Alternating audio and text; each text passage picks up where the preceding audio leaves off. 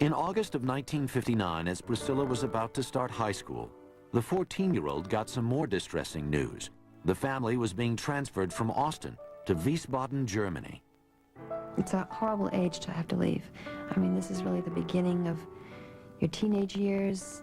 You know, your friends are the most important. I did not want to hear we were going to Wiesbaden, Germany.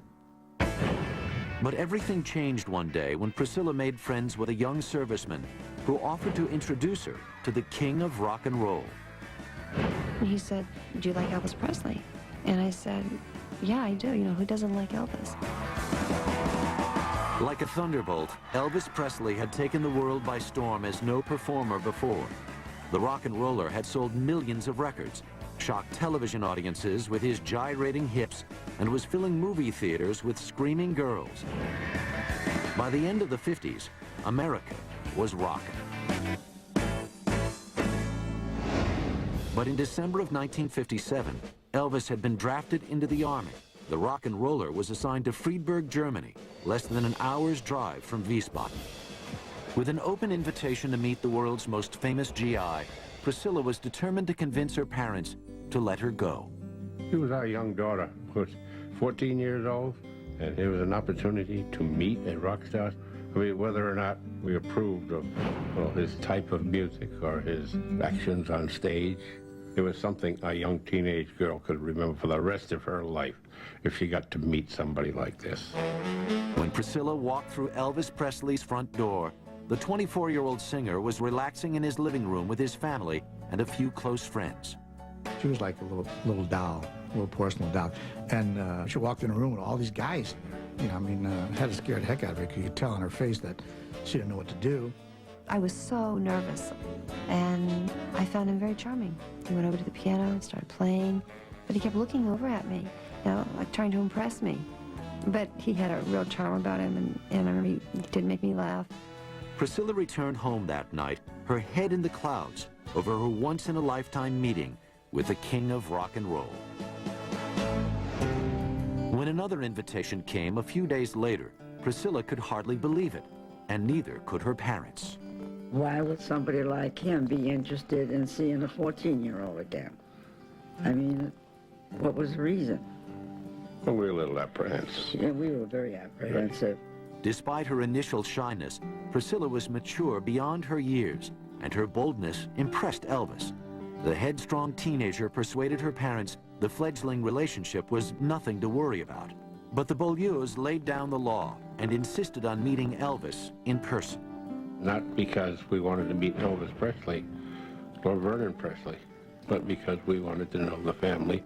He was such a gentleman that evening. He was so respectful. And he was respectful of my husband and to me, and I was impressed.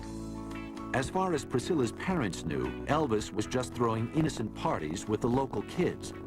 But the high school freshman and the rock and roller were becoming infatuated with each other, spending many intimate hours together.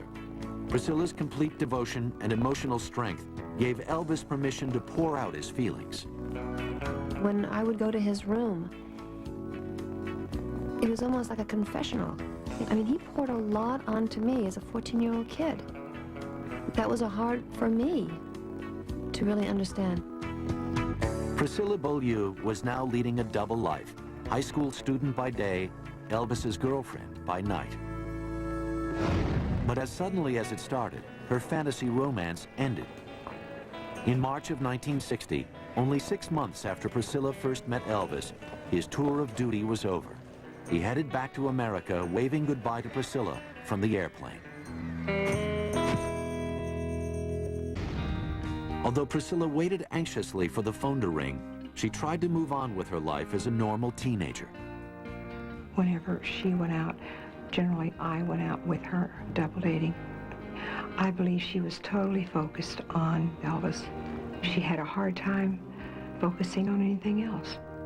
In spite of his cool public exterior, Elvis had seen something special in Priscilla. Finally, after 3 long weeks, Priscilla got the first of many phone calls from Elvis. And he acted like there was no time span at all, that he had just left me. And that, you know, how much he missed me and that he thinks about me all the time. And how am I doing in school? Sometimes I know in the morning at school, she'd be real tired and she'd been on the phone all night with Elvis. Over the next 2 years, Priscilla and Elvis spent hours talking several nights a week. The world-famous rock and roller cherished the innocent teenager's devotion and leaned on her for emotional support. They even began sending records to express their growing love for each other. Eventually, the records and intimate phone calls were no longer enough for the infatuated young couple.